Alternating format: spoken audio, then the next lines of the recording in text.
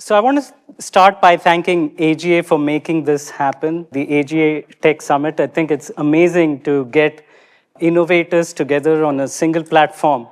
And I can't even wait to imagine how it's going to look in 2035. I also want to thank a dear friend, Naresh Gunaratnam. Naresh, thank you. It is because of Naresh that I got plugged into gastroenterology and he continued to support me over many, many years. But thank you. So let's get started. I'm going to throw a lot of stuff your way, and I'm not going to hold back. So let's play. But yes, a disclosure, I'm involved with several GI organizations as clients or consulting or what have you. And we may talk money, but no financial advice here. Please do your own research. And I may help you ask different questions about the future. But then again, please do your own research and make your own decisions. You may see names of lots of companies, including Exact Sciences. It doesn't mean that I'm supporting or not supporting one way or the other. I'm just using it to transmit or share what I'd like you to know. So I want to start by asking you to reflect on the Great Recession of 2008. Take a moment and try to remember what you were doing around that time frame, 2007, 2008, and 2009. Okay? And here's the NASDAQ around that time. The Great Recession, if you look at it, it was the time of the housing bubble. Huge unemployment, and Americans lost $14 trillion in net worth. And it was referred to as the most severe since World War II. And you can see how the NASDAQ stock index dipped at that time. But just fast forward, and that so called dip, the Great Recession, doesn't appear all that great anymore because NASDAQ grew and grew, driven by technology. And here's where we are in 2024, and it's continuing to grow. I don't think there's any stopping here. What it also resembles, and you see that orange curve, is it's an exponential curve. The stock index itself is exponential. And you'll hear me repeat this word again and again during the course of this conversation. I'm wanting to help you connect the dots to what you do or what you're about to do. Around that same time of the Great Recession, there were plenty of changes that were happening in the world. Netflix began delivering movies to the PC, and look at the language. They didn't say online back then, they called it the PC. Google started the Android operating system. The Apple iPhone reinvented the phone with the iPhone, and we behave now as though the iPhone existed forever. It's not forever, it was 2007. Amazon launched its Kindle, and then Twitter, in a conference, like so the South by Southwest conference in Austin, they rented a huge screen and then they started streaming 140 characters. And little did they know that that would turn up to be X today, and we still don't know what X is going to be. If you think that it's going to be a social media platform, just wait and watch. It can be the financial engine that's running this country. So meanwhile, in gastroenterology, New York Times ran an article. This was March 6th, 2008. And it says 2 tests added to the recommended list to prevent or detect colorectal cancer. I'm interested in the second test, which was to do with stool DNA testing. And then there was an accompanying paper. This was in the Annals of Internal Medicine by David Alkeist and his colleagues. And it says in the background, stool DNA testing is a new approach to colorectal cancer detection. And I love those two words. Few data are available from the screening setting. And that's key because just see what happens next. Because that few data didn't stay few for very long, because what ended up is Exact Sciences or Cologuard started releasing itself and started screening and doing stool DNA testing in 2015. And then it started doubling and tripling 2016, 2017, 2018. And you see it goes to 1.7 million, 3.5 million, 9 million, 12 million. And it is steadily more than doubling and more than tripling. Of course, it's Cologuard that we're talking about. But this particular quote from an earnings call of Exact Sciences in 2023 is very, very interesting. Here's what the general manager screening said. He said, let me frame this for you. In 2015, that's 1 year into launch, we performed 100,000 Cologuard tests. We've performed 100,000 Cologuard tests in the last 11 days. And as of 2024, 18 million screenings have been done. If this is not exponential, then what is? So we're going to go back to this theme of exponentials again and again and again. What people fail to see, and my book Scope Forward, the reason that it got the attention that it did is because I made the connection in my head that stool DNA testing was digital biology. And when something goes digital, it's going to follow an exponential curve. And that's all it was.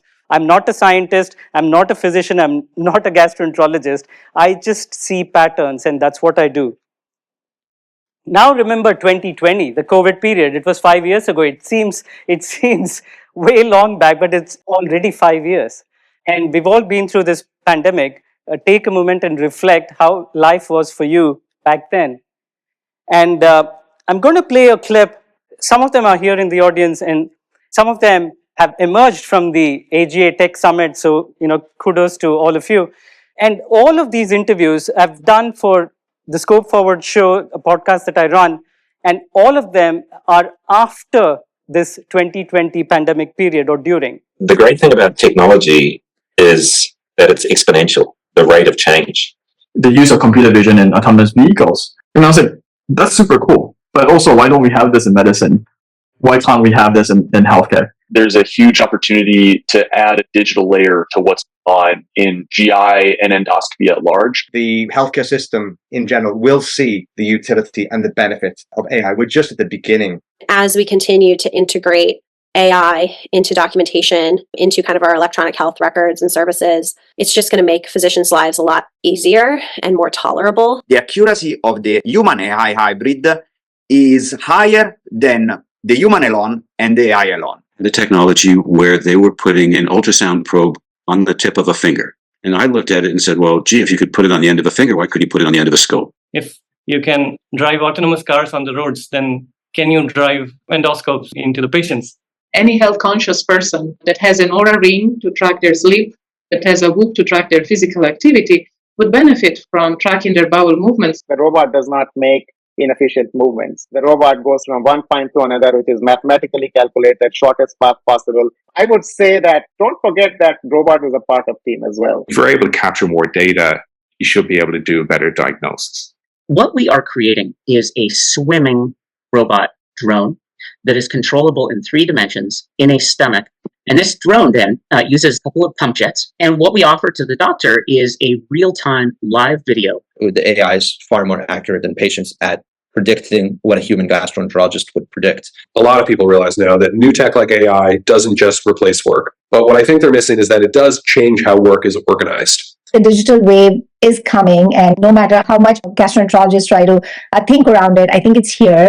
Why don't we try this with people with IBS? And 6 years later, we've used VR in over 3,000 people at Cedars-Sinai. When it comes to the diagnosis of diseases, AI can replicate the opinion of experts. I think once in our last talk, AI is going to be just sorting a lot of the complexity for us. If we don't become part of these changes and part of this disruption and part of this technological growth, then traditional gastroenterologists will die on the vine. And that's a very telling prophecy, because many of the people that you just saw are not even physicians, and they're providing care.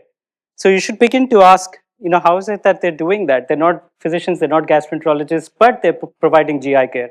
They're reinventing the GI model while the rest of the industry watches. And I'm going to come back to this theme again and again. So here's a little takeaway for all of you at this point. The Great Recession symbolized the shift to digital. We behave as though Uber and Lyft and Netflix and iPhone and the Android operating system existed forever. It didn't. All of that pivoted or got a start during that period of 2007, 2008, 2009. And very similarly, this COVID period, the pandemic, already has laid the foundation for digital health. Why?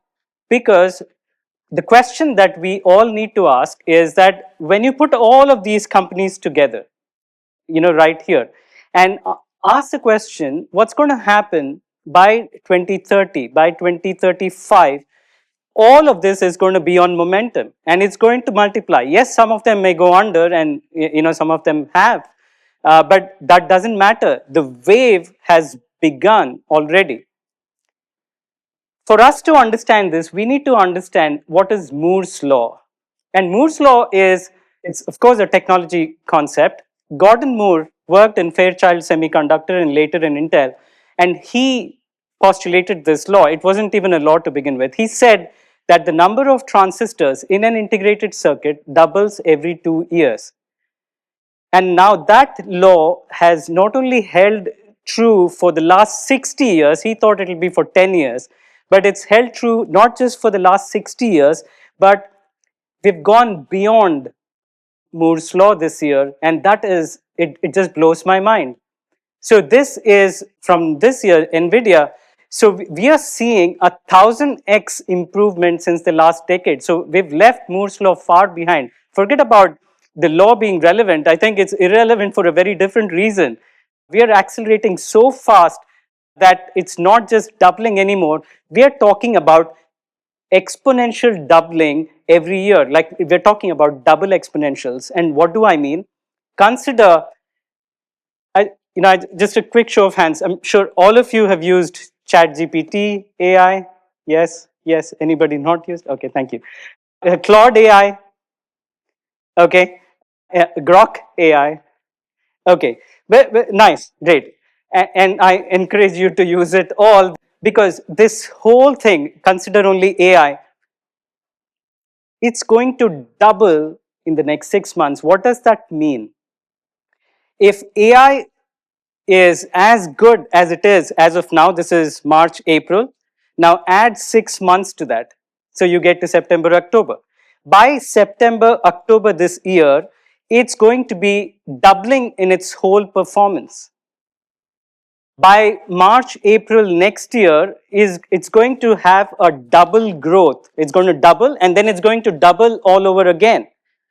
We're talking, Eric, you wanted me to talk about 2035. I want to talk about 2030 because by 2030, by the end of this decade, we're talking about 10 doublings.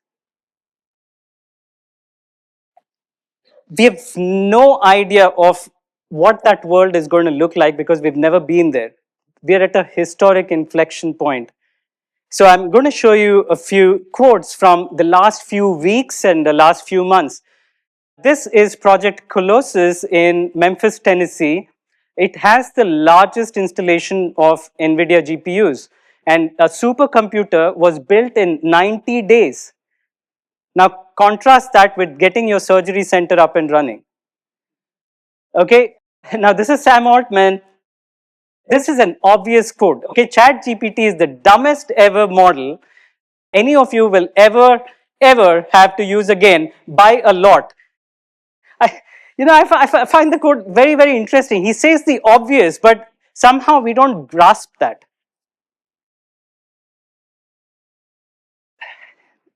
AI got its first Nobel Prize and it's not going to be the last. Of course, the Nobel Prize committee wouldn't have found the AI to give the prize to, so they have to give it to the developers who are involved, with the AI. So got a Nobel for chemistry. Now, the prediction is that by 2040, we're going to have 10 billion humanoid robots. And what does that mean? So we're going to have more robots than human beings on planet Earth. And this seems strange and science fiction. It is not. When you realize that humanoids are going to hit the market, the home market, they're already in the factories. And figure, I'll show you a clip.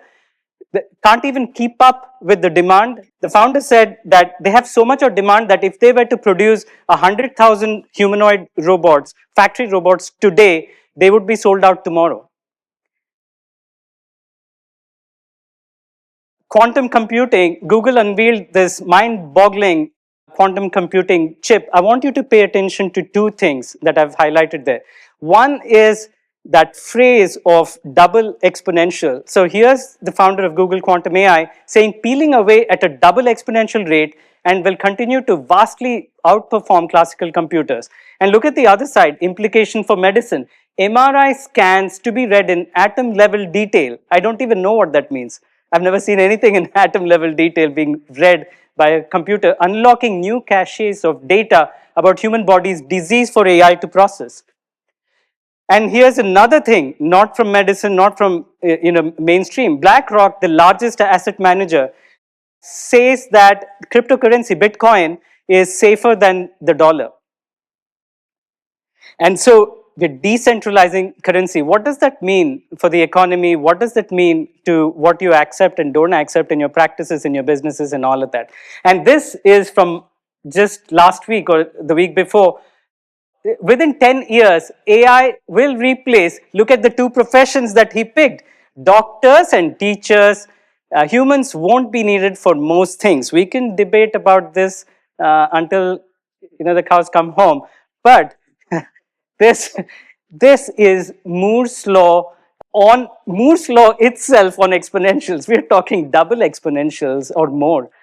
Here's what I'd like you to take away at this point. Here's the little mantra. When a field goes digital, it follows Moore's law. It's obvious. And once digitization starts, there's really no turning back the clock. You can't go back. So for all of you who dislike AI in the endoscopy room, if there are physicians here, and for some reason you don't like it, because that's what happened. Like that's what Gio, when he was in Medtronic, told me. He said, our sales, this was beginning. I saw the whole wave of GI Genius. Like, when physicians, endoscopists would say, they'd use the trial period, and then they'd say that, hey, it's not good. I'm still better than the AI. I am still, and we love this word gold standard in gastroenterology for some reason. So I am still the gold standard. And we're talking of some kind of a validation that the physician wants to feel that he's still better than the machine. And then you AI, you go away. And just you wait. And then I saw a large physician group put out there that it is now the platinum standard because it is using AI, and you just had to wait 2 years for that to happen. So there's no rolling back. So whether you like AI, whether you don't like AI, there's never going to be a world where the endoscopy room is going to exist without AI. That day is gone. There's never going to be a world where CMS, Medicare, is going to, the gastroenterologists who are here, is going, and Eric mentioned reimbursement, and I was grinning there. There's never going to be a day, I've not seen it in the last 10 to 12 years, where Medicare is going to come and say, thank you so much for your gold standard colonoscopy. Here, I'm going to increase the reimbursements for what you do. I've never seen it happen. I don't think it's ever going to happen. So there's no turning back the clock. You get the idea. So let's connect the dots to GI. So when GI goes digital, yes, it's going to follow Moore's law. Is there any doubt about it? But the key thing is when that happens, traditional revenues will leave the system. Why should I pay for a VHS tape or a DVD or buy a CD when I can stream one song on the internet for free? Digitization results in disruption. I did a workshop, like a JI mastermind workshop for one of the scope manufacturers, and their whole leadership team was there. And the fun thing was not the workshop itself, but what happened in the break. Right after the break, like this one particular person, I think he's a VP or what have you. So he comes up and then he said, I used to work at Blockbuster when it filed for Chapter 11. In the last few months, I used to work there, and I was selling, the DVDs and the tapes and all of that. And he said, our leaders, our managers, until the last 2 months or so, would force us to push more memberships, push more subscribers. Even while they didn't know, the managers or the leaders didn't know that they're going to file for Chapter 11, just 2 months. And so they're pushing their employees to the edge of the cliff, and they're taking their customers with them. And that was Blockbuster for you. So again, I'll let you connect the dots for gastroenterology yourself. I don't have to say that. Now, digitization results in demonetization. Think of all the industries, all the companies that had to undergo a significant shift in their business model because of YouTube. And what made YouTube happen? Broadband internet, or the way to produce video, the tools to cut video, smartphones, and all the tools that went into the smartphones, all that had to happen. And it made it practically free and easy for everybody to produce content. Digitization results in democratization. And what does that mean? Like, so at an earlier time, taking a great photograph involved sophistication. It was a science and it was an art. But it's no longer a science, nor is it an art. Like, even a baby can take great pictures, and parents unfortunately think that their baby is smart, their kid is smart. It's not the kid who got smart, it's the technology that made the baby smarter. So anybody clicks and then you have it.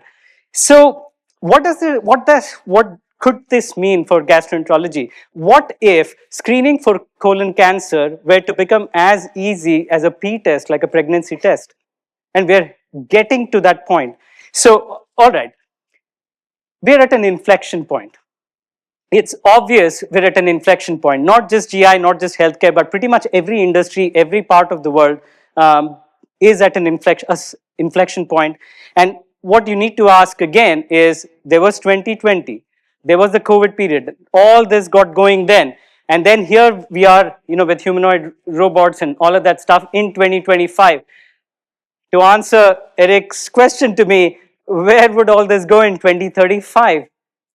I think we're in for a big inflection. This is not just an ordinary inflection, it's a big, big inflection point. Whether you take action, so we're having this fun conversation, and after this, whether you take action or you don't, it's going to matter on what's going to happen next for you, for the industry, and for everybody else. As an entrepreneur, I'll be excited, jump up and down, and I have an obviously optimistic view about the future. That's easy for me. Oh, there's going to be robots, there's going to be digital biology, there's going to be AI, and there's going to be sensors, there's going to be self-driving cars, all of this. Oh, life is going to be fantastic. But then it could take another turn. I got to pause that aspect of my personality and look at the world a little bit differently. It can be dystopian. It can be, we can go through a very, very disruptive phase before arriving at a point where, we're seeing a very optimistic future because of AI and all the exponentials. How could it be dystopian? Let's talk about that. I heard this statistic recently. 60% of this country cannot read above 6th grade level. So consider healthcare, multi-trillion dollars we spend in healthcare. A bulk of it goes into administrative back office tasks. I'm hitting on just one aspect of healthcare. And like that, you can extrapolate it to everything else. Now, if AI agents, I'm going to show you a demo to show you like what an AI agent could do, and that's on the clinical side. But consider that AI agents would run all of these functions. Now, we have a very practical problem to deal with. What are you going to do with all these workers? So, as business leaders, you have two choices. Either continue to pay them for the goodness of your heart and then reskill them and all of that, which your business will not be able to support because you will be not competitive. Or you're going to fire a whole bunch of people and ask them to upgrade themselves, and they're going to try. They're going to go try and upgrade themselves. But by the time they come back, already we've experienced another doubling, because remember, like doubling every 6 months. So they come back a year later, now they've upgraded themselves, but they're still not relevant. So that happens with the bulk of the workforce. Now consider what happens to the clinicians. The rank and file endoscopists who have made their bread and butter with doing screening colonoscopy, and about 25 to 40%, depending on the private practice, is from this single procedure revenue stream. Now, what happens when that gets disrupted and they refuse to? The challenge is this refusal, because we're going to go through this, what I'm calling as valley of death along this exponential curve. Because in the beginning, there's going to be denial, resistance, disruption, confusion, insecurity, burnout. But the big thing is this whole loss of identity. Because the identity of the industry, of the individuals, is somehow tied to certain procedures and a certain way of functioning. Eric and I, earlier this year, were at a AI and GI Summit. And the whole conversation, and I came in at the end. It's interesting that I'm coming in at the beginning here, but there I came in at the end. The whole conversation, and I was sitting at the back and I was amused. The entire aspect of AI was focused on how we could do the existing procedures better. And then I came in and asked the question, what if you didn't have to do those procedures? Then what happens? So that is what we are dealing with. I'll let you watch a few things to bring some reality to this whole, whatever we are experiencing. Yeah. Hey, Figures, can you come here?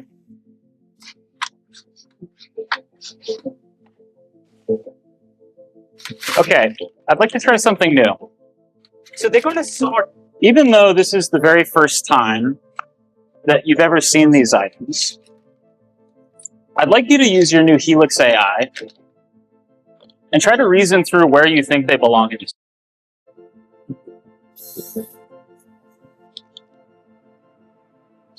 So they're doing that. What I find fascinating is what they're doing now. They're going to collaborate. I want to watch something just right now. They look at each other and this puts me every second time I see it. What the hell are they saying to each other without saying? And so if this is with humanoid robots, I'm going to show you, the founder, Sanket, is here. In full disclosure, I've recently joined their advisory board. How difficult, I have no idea how far they are, but how difficult is it going to be for them to make this into a reality?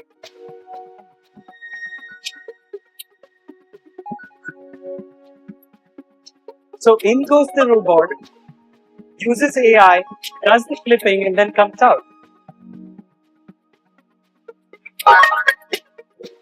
So are you supposed to be an endoscopist or an endoscopy operator?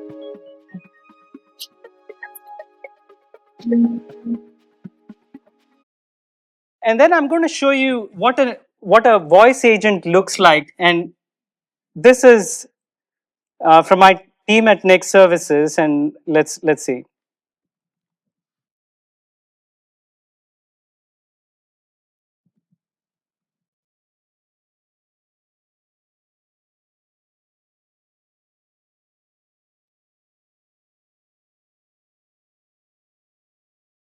Okay.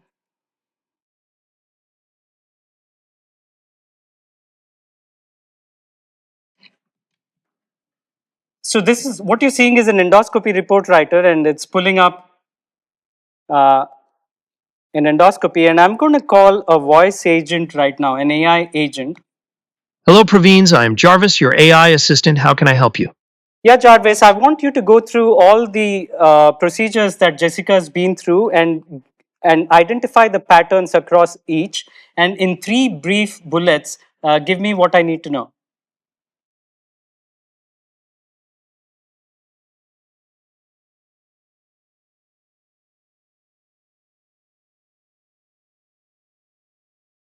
I have retrieved Jessica's colonoscopy reports. Here are the key patterns observed. 1. Consistent findings. Across multiple procedures, there is A-OK. I have retrieved Jessica's colonoscopy reports. Here's a summary of the key patterns observed across the procedures. Consistent ulcerative colitis findings. The reports consistently mention ulcerative colitis, UC, diagnosed in 1991, with findings such as loss of vascular pattern, scarring, patchy erythema, and occasional ulcerations throughout the colon. The severity of these findings fluctuates over time. Variable disease activity. The reports indicate variations in disease activity. Thank you. Ranging from Mayo score 3 in the rectum to improvements noted during periods of Entyvio treatment. You get the idea. It's going to, if we had more time, I'd show you more. But the EHR and the endowriter are dead. You don't have to click anymore. And that's the world that we're getting to. So when you zoom out, how do you need to figure all this out? When you zoom out, you zoom out from wherever you are. It doesn't matter whether you're in the endoscopy room or a consultative room or your hospital room or your business. You've got to zoom out, and then it's no longer about zip codes or countries, or what have you, whatever divides us. It's about, you'll see the commonalities and the patterns emerge. And this is what I think, this is how I see what's going to happen. There are only rivers, there's green and there's brown and all of that. If you're able to do that for gastroenterology and for healthcare, you're completely going to see the world exactly like I do. And that's how you spot patterns, and it's going to become very, very obvious to you. So when you ask about what is the future of GI and where's it going in 2035, there are multiple things at play. We're talking about AI agents, humanoid robots, surgical robots. Internet is going to be everywhere because Starlink, for example, is shooting satellites every month. We're going to talk about 12,000 satellites in just a few years. AR and VR, doing medical education inside of the metaverse, brain-computer interface, the gut-brain axis, which we don't talk about in mainstream GI, cryptocurrency, microbiome, where all the startup community talks about the microbiome. The GI practices are nowhere in the picture leading this. Drones, Amazon is talking about delivering drugs through drones. Longevity, they're saying people are going to routinely live 100 to 120 years. We have no idea what GI care is going to look like for them. RNA, DNA, liquid biopsy, and then tinkering with all of that using CRISPR, quantum computing, 3D printing, pill bots that swim inside your gut. And what if the place of service in the future was inside of a self-driving car? We have no idea what that world is going to look like. And then we started with AI, which people are referring to as the new electricity. So it's going to power pretty much everything. But that day is going to shift to artificial general intelligence, AGI. And GI is not gastroenterology here. But so AGI is going to be a reality sooner than we know it. And the way this is going to work is convergence. When all of this converges, that's when you want to ask, how is it going to look in 2035? I want you to listen to what Larry Krasinski has to say. GI practices are still colonoscopy factories. That is still the case, if not more so than they were before.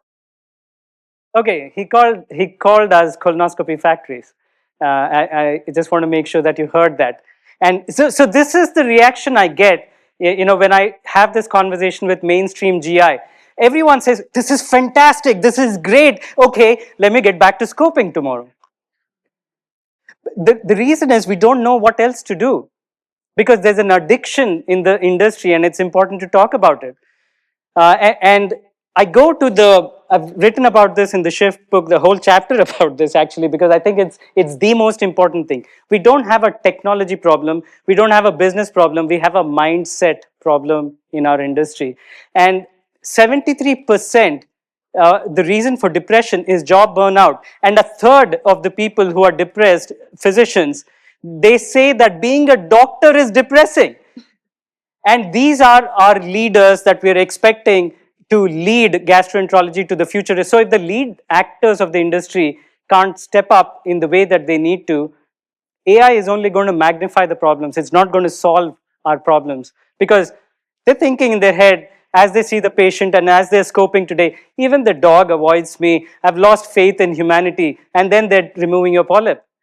And then here's a fantastic and a very telling quote. I've reached my limit for the BS I can take from the hospital administration, insurance companies, and demanding patients. This is what we are dealing with. This is the practical reality. Unless we solve this problem, there's no point talking about the future. I'm finally going to leave you with a framework on how you can take advantage of these problems and convert them into opportunities. We've been talking about exponentials, but it's important to talk about the linear mindset. The linear mindset is the one that will tell you, my patient calendar is full. What could possibly go wrong? The exponential curve bends that whole mindset, saying that, hey, the world is not moving 1, 2, 3, 4, 5, 6, 7, 8, 9, 10. It's actually moving 1, 2, 4, 8, 16, 32, 64, 128, and 256. It's doubling. So all the opportunities for you, because all of you are here, and congratulations, is in the gap. The gap between the linear mindset and the exponential mindset. Why? Because if you really take action after this conversation, you're going to go build something, do something with an exponential mindset, whereas the rest of the industry is going to stick with the linear mindset. And when you go back to your practices, for those of you who are in GI practice, and try to convince your colleagues, they're going to say you're foolish. And you're going to say, yes, thank you, because I'm going to fill that gap. But we know, you and I know now where the linear mindset is going to go. It's going to go the blockbuster way. And if you train yourself to shift your mindset constantly on the exponential side, then you're going to take off. So here are 5 big challenges, opportunities. The number one is the industry has a colonoscopy identity crisis. I have to say it, I'm sorry. And the shift that needs to happen is, as investors, if investors are here in this audience, as entrepreneurs, you got to back the tools that are built for the post-colonoscopy era. Somebody's got to talk like this. We are data rich, but we are intelligence poor. We have lots of powerful data. When I ask Jonathan Ng, Iterative Health, or even Erika, people who got into this space, even Sanket, I remember asking them, why did you choose GI? They say, it's the data, look at it, it's so rich. And the AI guys will say, it's so predictable and all of that. There was radiology, and then now there's GI. So we've disrupted them, now we can disrupt GI. So when you think like that, we already have a lot of data coming in, but we don't need more data. What the shift that needs to happen is we need an intelligence layer. We need integration. We do not need more invention of data. Number 3, the industry is innovation starved. Why? Because we talked about it, it's burnt out. The people who need to innovate don't have time. It's as simple as that. So if you want to unlock innovation in this space, just simply create more time for them. Don't put them on this rush of RVUs and then expect them to innovate. Where's the time? You guys are different. The bulk of the industry is not here, will never be here. Even in 10 years, they're not going to be here. So the shift that needs to happen is to unlock innovation, create time. And I showed you an AI agent, create more AI agents to completely remove whatever is consuming time for the gastroenterologist. Gut health is escaping gastroenterology, mainstream GI. Everyone talks about gut health, but GI is missing from the conversation. Your patients will ask you about the microbiome. What is your view? I don't have a view. So the shift that needs to happen is shifting away from the procedural mindset of the industry to, when you think about combine the microbiome, metabolic GI, mental GI, it's a multi-billion-dollar opportunity that's going to easily, and we're all excited about private equity in gastroenterology. I even wrote a book about it. But that's going to pale in comparison to this multi-billion-dollar opportunity, and we're just watching. Final one, our adoption and response to AI is very, very passive. Ask the AI innovators and they'll tell you. They're trying to find a business model with clinical trials and all of that because nobody wants to pay for AI. And that's I think, very sad. It's a very sad reflection of the industry on how it embraces innovation. The shift that needs to happen is this.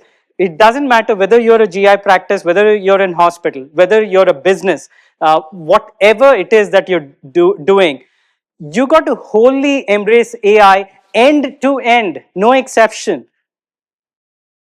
Whatever you go back and do, I drive my team completely mad and crazy. End to end needs to be about AI. If that's not going to happen, you're surely going to go out of business. It's like saying, no electricity. I'm not going to embrace electricity. Imagine that. And this is my final treat for you, so enjoy. This is Praveen AI doing a Scope Forward Show interview with Dr. Beaumont AI.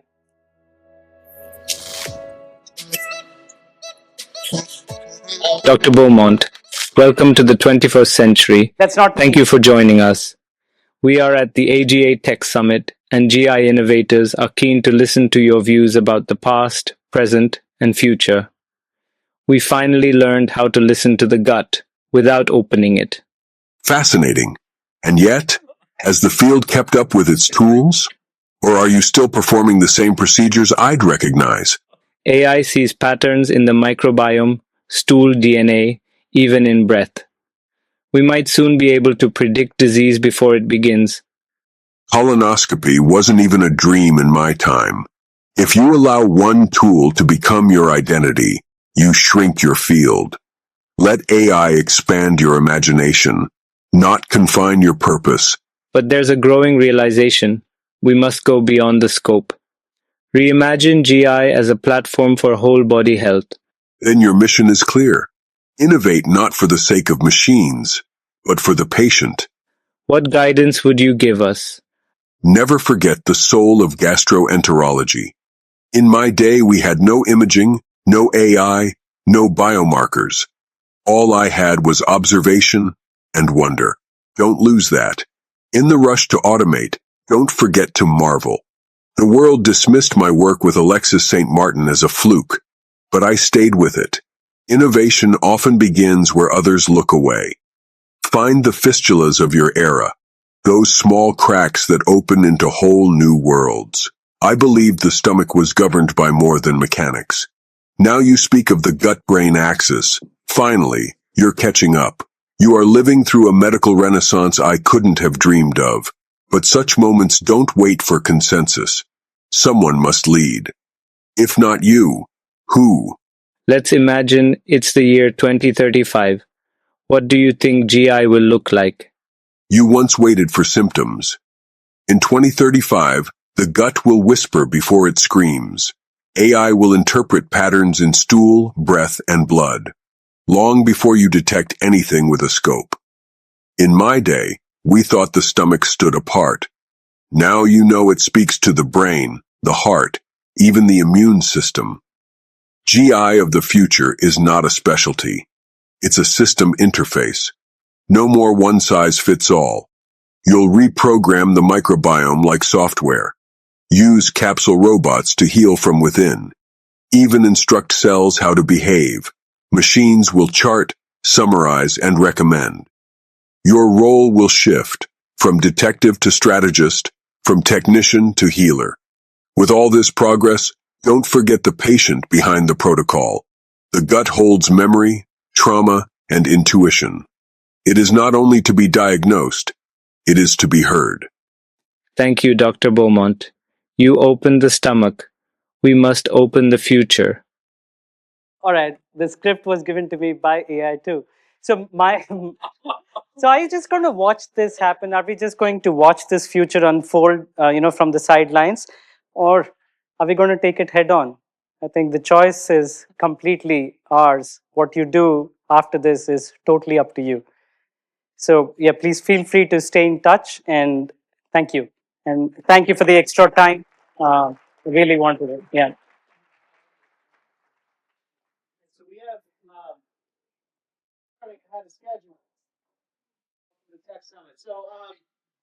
So we have our two moderators, Samir Grover and Sumaya Albazi, and we have about 10 minutes to take questions.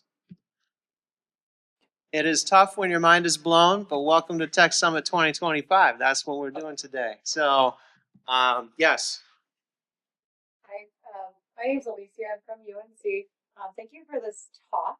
I guess so. My question: I'm a third-year fellow. I have not, at my institution, been trained on anything with AI, GI Genius, etc. And so, I guess I'm wondering where you see how we could get trainees and everything involved if those institutions aren't adopting these. Considering that, I would hope that if we can incorporate this, then you're already going to be ahead when you go out into our own practice. But if these institutions aren't adopting these already, how is it that we could get trainees ahead of this curve and starting to use these if it's not just a part of their current teaching? Yeah, a couple of thoughts there. Thank you for that question. One is be a role model. You embrace AI wholly so that people can look up to you and model you to begin with. And when you go back, identify those trainees who are aligned, who already see this future. Don't go try to convince everybody it's not going to happen. And if the leadership in your organization, identify who amongst the leaders, it won't be everybody, and don't even bother. So identify those who are already aligned and who are excited about AI, excited about the future, and just share what you learned and what you think must happen. And then start there. That is a very, very good starting point. And then demonstrate, do things differently, you show what is possible, and then the rest will follow. The key thing is it should become their idea. And then they'll come and ask you, please help me, how do I do this and all of that. And then you say, yeah, I'm here. So I must admit, I'm a bit surprised by your answer, honestly. Yeah. Because I didn't expect the futurist to show up and say that this was an organic growth strategy with respect to changing things. I expected you to say that smash down the way that we do GI training. We should be completely starting with simulations and start with VR training and endoscopy, or we should not even be training in endoscopy because the AIs will be doing the But Samir, like, so you as a leader of an educational institution who's building, you can speak like that. Ask her if that's possible. Ask her, give us an honest answer. When you go back and when you say, they're going to say you're mad. Yeah. Institution, my program is very open, but I just, in terms of getting funding for this, like, within it, like, it would need to come from, like, coming to summits like this and getting, like, it out there that this should be a part of GME education, but then you're already behind, so I don't know. Can we start by accepting that medical education as it exists today is irrelevant? And it needs to be completely disrupted. So regardless of whatever you're going to do, the incremental is not going to matter. That was more of the answer I was expecting. Thank you. Please. You know, a lot of the times people want me to say what they want to say, and I do that for them. Hey, thanks for this talk. I'm studying one of the third-year fellows at Yale. It's really fascinating. I'm actually really involved in this space as well. But one of the biggest things is, we have to think about like whether AI will amplify the underlying biases that are there in our system, and how do you navigate that to prevent that from happening if you just let it go in that way. Yeah, no, so this used to be, I would have answered this question differently last year, but just based on observing what's happening, I think AI is a lot more unbiased than human beings already. Yeah. But I guess the problem is like the AI systems that at least we know about now are trained on the data sets that we have available, which are biased. So if you train on biased data sets, wouldn't the model itself be biased? Yeah, so again, this used to be the story as of last year, and I'm not talking with respect to healthcare. Okay, with respect to healthcare, yes, true, and the systems have to go through FDA approval and all of that. But let's set aside that for a moment, right? Like, so let's look at AI as a whole, moving in the direction of AGI. We have trained AI through all of our WhatsApp calls, our video calls, our Skype calls, and Skype doesn't exist anymore, and all our LinkedIn messages. And ever since ChatGPT was announced November 2022, all the millions of people who've been training it the world over. Sam Altman just tweeted something the other day saying that India has accelerated its AI adoption. So where does that leave this whole bias? So it's just evolving in every part of the world. So, and the way it's responding, try it out for yourself. Try out the different AI systems. You'll see it's the most unbiased and unjudged. Way more it's not judgmental like human beings. It doesn't have a white people problem, black people problem, brown people. It doesn't have any of that. It doesn't have old people problem, young people problem. It's going to talk to you like the way you want it to talk, and it's able to connect vast streams of information that human beings really cannot.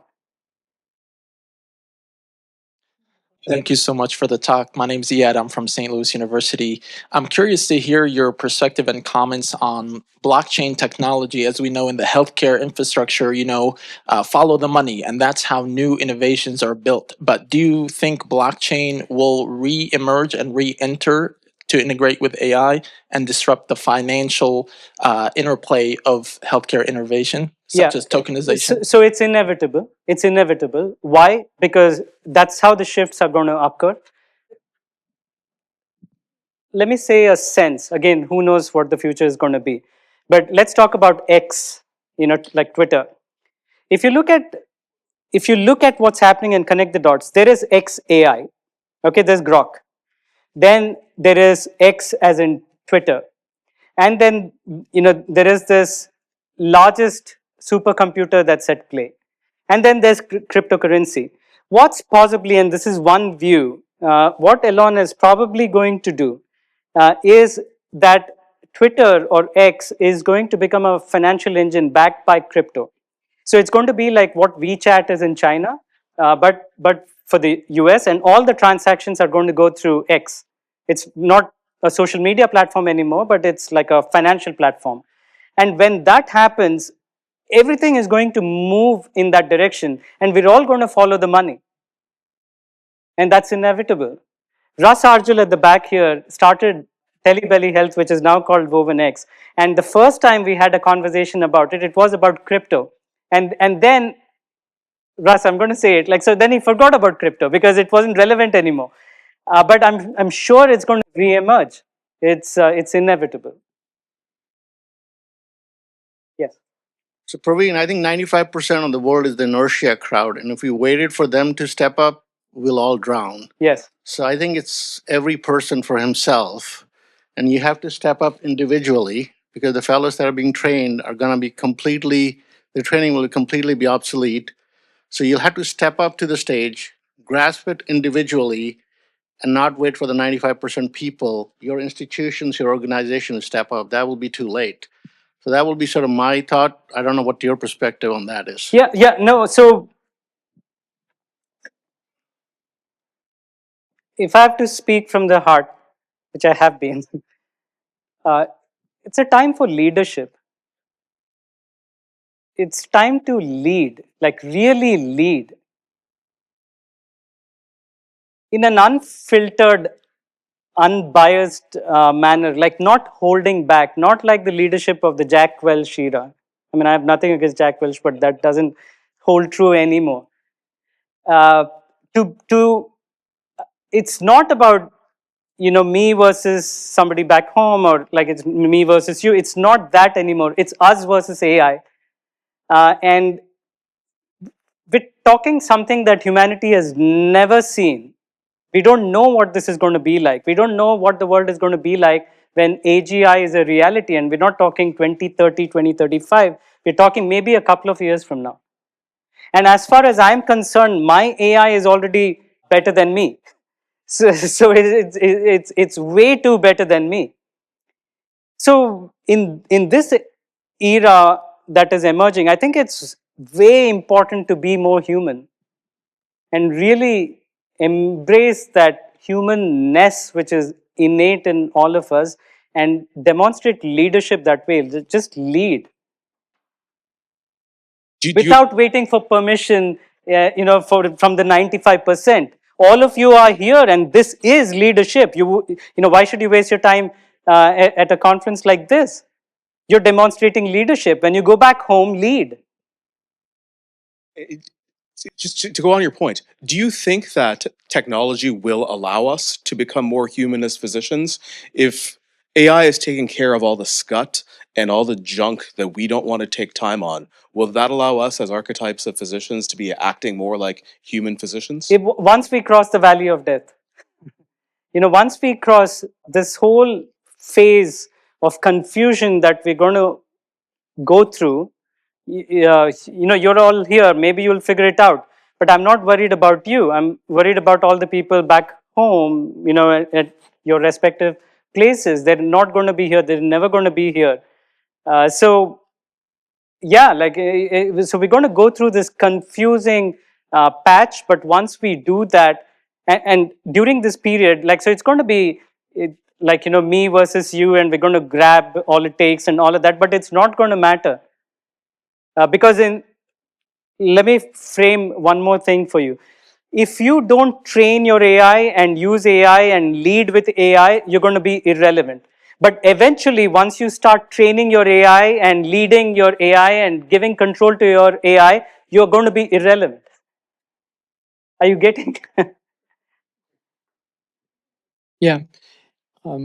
Praveen, great talk. A quick question. I completely agree with you. Screening colonoscopy will go away, but even I think whatever you Cologuard plus various other screening modalities are going to get more people screened. So you're going to have a bigger denominator of people who are going to get screened, who are then going to have positive tests, right? So when you're positive tests, then they need a colonoscopy, right? So perhaps Sanket can have his robots do the colonoscopy, but there's going to be a window where the colonoscopy factories are still going to be running, right? Until we figure out how to dissolve a polyp by taking a pill or some robot goes and kills it. So I think that can you just perhaps just touch on that? Yeah, so I agree with you. I definitely don't disagree. But you want to look at the long term.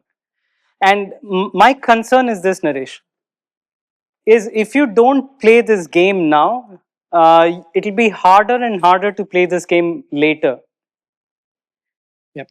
For all good reason, all the great gastroenterologists are locked up in their endoscopy room and saving patient lives today. But I think it's also very, very important to take a pause, create time for yourself, and look at the big picture. Someone actually said that it's maybe great that we have an endoscopy shortage because we don't need to fill, and then the robots and the AIs are going to do that for us, and we may not need that many gastroenterologists. I don't know, but I think the big takeaway is that lead this and not just watch, like lead it, shape it, and direct the force in a way that we're able to solve the collective problem, considering even what you just said. If this, let's say this is going to be a reality, a lot more people, and even diseases are going to increase exponentially. With the GLP-1s, now the side effects of GLP-1s is a new GI care pathway, like which never existed 5 years ago, not even 3 years ago. But I know many GIs are doing that. So considering what you just said, imagine where the future is going to go. And for that, how can you use AI and robotics and all of that instead of shying away or fearing it or whatever, actively embrace it. And when you do that, what can you imagine about the future of GI care? I think that is important. That conversation is important. Yeah, just one comment. I think the GI and AI humanity part. I think what AI does is gives you more time, and in order to be a human, you need more time. Right now, we're scrambling to write our notes and do all this other logistical irrelevant thing that has nothing to do with a human being. But we're so caught up that we just cut patients off and we can't listen to them and so forth. So it allows us to be less human. So I think AI tools and scribes and so forth, I think to the point made earlier, will allow us to be more human. Yeah. Praveen, Mike Coachman, I'll presage a potentially contentious dinner. I'll say that you brought up some really interesting and critical comments here, including the democratization issue, which with AGI going forward, there's no question that the regulatory environment surrounding medicine will actually help obsolete the traditional role of physicians because we're caught up in regulatory, we're caught up in training paradigms that really won't easily be budged because of those external forces. So as this AGI progresses, I think Naresh just hit on the humanity issue. How do we retool or change the institutions that are regulating us? Or do we just look at completely changing the field of our practice? Brilliant. Very fundamental question. The way I'm approaching everything nowadays is at a one-on-one human level. And even AGA knows this, like, all this is happening because I had a very open, unfiltered conversation with AGA. Like I said, look, I'm playing the game very differently right now. Like, so it's not about transactional. I need, like, this is what I said, okay? Like, so I said I'm sick and tired of the system. And then, like many of us, and we need to fundamentally rethink where medicine is going to go. And the two important actors, physicians, patients, if that's not happening well, like, then you have a big problem. And I isolated everything to mindset. It wasn't about AI, it wasn't about technology or even business models. All that's there. But we have a mindset problem, and how do you change mindset? So contextualizing that for FDA. So some we're in it together. We're with them. So I'd invite the key people in FDA into a conversation like this and have a one-on-one, like a more intimate conversation and say, like, look, like, this is what I'm seeing. What do you think? I mean, we have systemic issues all over the place. Like, so pretty much every system, every specialty, we have a problem. And all this is going to collapse. Why are we going there? All the societal institutions, including marriage, including social security, all of this was made for an era which is not in existence anymore. We never expected people to live 120. When marriage became an institution, people died at 37. They became grandparents and then they died. They didn't say, oh, like, they're going to stay until 120. So we don't know what's going to happen societally yet. So yeah, we have a lot of fish to fry. Time for one last question at the back. All right, I'm going to be a little bit of a rabble-rouser here, combining a lot of questions and your ending slide. If you have to show people in a room a slide of sheep and tell them, don't be a sheep, you got a bigger problem with accepting AI. I happen to live on a block where the man who trains all the AI people live. I live in Berkeley, across from the computer science professor for whom the last 15 years of AI and machine learning graduates of the highest caliber have gone through. I've been to parties with him, and I see these are not always people you would want to trust with a big decision in programming. Your question was very on point when you said bias, because it's not really bias anybody's worried about. It's the white space we're missing, which is what don't we know yet about looking through and using AI. And everybody who watches a video every day and sees Waymo car hit something or go through a pothole is already saying, well, there's enough doubt that I shouldn't fully trust this. What I'd like to ask, my question is, how can we make incremental steps so that people can inch forward in their use of AI in a realistic manner? What goes through my mind is clinical trials using Grok and 3 other things and different kinds of devices. Yeah, it's going to be tedious, but there's got to be confidence built that they are 100% of the time better than a human actor, or that you can catch it when it's wrong. And somehow we need to add that into this mix of the exponential curve. I can't think of how to do it. Can you? Yeah, multiple threads in your reflection. I looked up what happened when to all the horses and the carriages when the motor cars came along.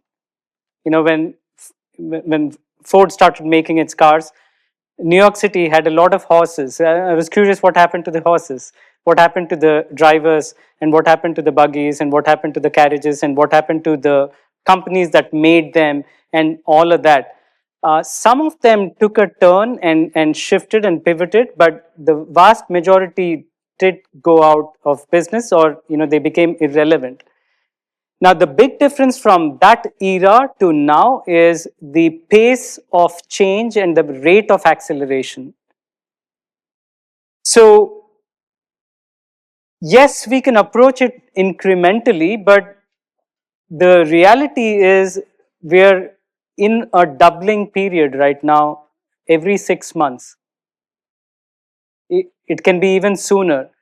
So I can wait for the other person to develop better trust in AI, and Waymo has its accidents, and maybe the AI that we use in GI is still not up to the mark. All that apart, when we are experiencing this doubling force, this exponential change, it's going to become so obvious that regardless of what you do, you will feel that you're already behind.